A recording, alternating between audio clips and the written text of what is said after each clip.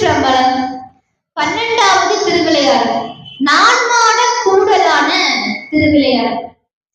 முன்னொரு காலத்துல வருண பகவான் மலை கடவுள் அவர் இந்த ஆழ்வாருடையாருடைய பெருமையை அறிய வேண்டும் என்பதற்காக அந்த மதுரை மாநகர கடலுக்குள்ள மூழ்கும்படி செய்ய வேண்டும் என்பதற்காக கடலுக்கு ஆணையிட்டார். கடலை அழைத்து கடலுக்கு ஆணை போடுறார். இந்த மதுரை மாநகரை நீ உன்னுடைய கைக்குள் கொண்டு வருக, கடலால் இந்த மதுரை மாநகரை கொள்ளுக, அதாவது அதை ஆட்கொள்ளுக, கடலால் சூழ்க அப்படின்னு சொல்லி அந்த கடலுக்கு ஆணையிடுறார். இப்போ கடலும் வருது, ஒரு கடல் மதுரைக்கு வருது. மதுரையில் இருக்கக்கூடிய முனிவர்கள் எல்லோரும் சிவபெருமானை வேண்டினார்கள். அப்போ சிவபெருமான் என்ன பண்ண, 4 மேகங்களை கூப்பிட்ட, 4 மேக அரசர்களை கூப்பிட்டு அந்த 4 மேக அரசர்களுக்கு ஆணையிட்ட. வருணன் கடலை அழைத்திருக்கிறார் மதுரையை ஆட்கொள்வதற்காக, கடலிலே மூழ்கடிப்பதற்காக கடலை வரவேற்றிருக்கிறார். அந்த கடல் தண்ணீர் மொத்தமும் வத்தும்படியாக நீ உறிஞ்சுவாயாக. நம்ம சயின்ஸ்ல பாக்குறோம் இல்லையா, மழை பொழியணும் அப்படின்னா முதல்ல அந்த கடல்ல இருக்கக்கூடிய நீர் மொத்தமும் மேகமாக மாறி இந்த மேகம் உறிஞ்சு. அது மாதிரி நம்ம சொக்கநாத பெருமான் அந்த 4 மேக அரசர்களுக்கு ஆணையிடுறார். இந்த கடல்ல இருக்கக்கூடிய நீர் மொத்தமும் வற்றும்படியாக உறிஞ்சு கொள்ளுக, உறிஞ்சுக அப்படின்னு சொல்லி ஆணையிட அந்த 4 மேகங்களும் இந்த கடல்ல இருக்கக்கூடிய நீர் மொத்தத்தையும் உறிஞ்சு விட்டது. வருணன் பார்த்தான். அவன் என்ன பண்ண, அவன் ஒரு 4 மேகத்தை கூப்பிட்டான்.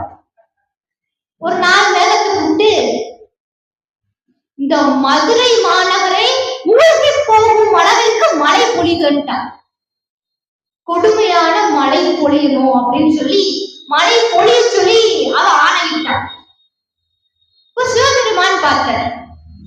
அவர் என்ன பண்ணார், அந்த 4 மேக அரசர்களை மறுபடியும் கூப்பிட்டார்.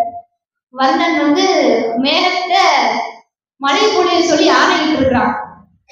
அந்த மழை துளிகள் மதுரையிலே விழாதபடி 4 திசைகளிலும் இருந்து, மதுரையினுடைய 4 திசைகளிலும் இருந்து அந்த மாடங்களுக்கு மேலே கூரையாக நீங்கள் இருந்து அத்துணை உயிர்களையும் காக்க வேண்டும், அரணாக இருந்து நீங்கள் காக்க வேண்டும் அப்படின்னு சொல்லி ஆணையிட்ட.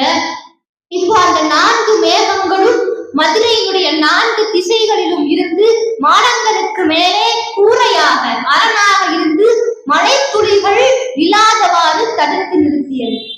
இப்படி விழக்கூடிய மழை துளிகள் எல்லாம் உறிஞ்சி கொண்டது. அதனாலதான் மதுரைக்கு நான்மாட கூடல்னு பேரு. 4 மேகங்கள் கூடியது.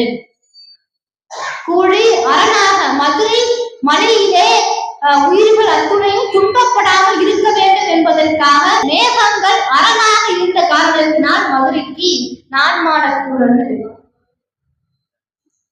இப்போ வருணன் தன்னுடைய தவறை உணர்ந்த சிவபெருமானுடைய சொக்கநாத பெருமானுடைய திருவடியிலே விழுந்து வணங்கினார். பெருமானே, நான் தவறு செய்துட்டேன், அறியாமையினாலே செய்த பிள்ளை நீ மன்னிச்சிருங்கன்னு சொல்லி சொன்னார்.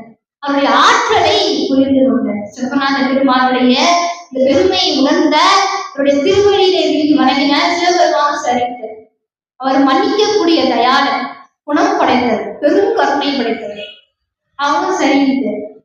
இதோடு இந்த நான்மாட கூடல் திருவிளையாடல் நிறைவு பெற்றது. அடுத்த திருவிளையாடலை நாம் சிந்திப்போம். திருச்சிற்றம்பலம்.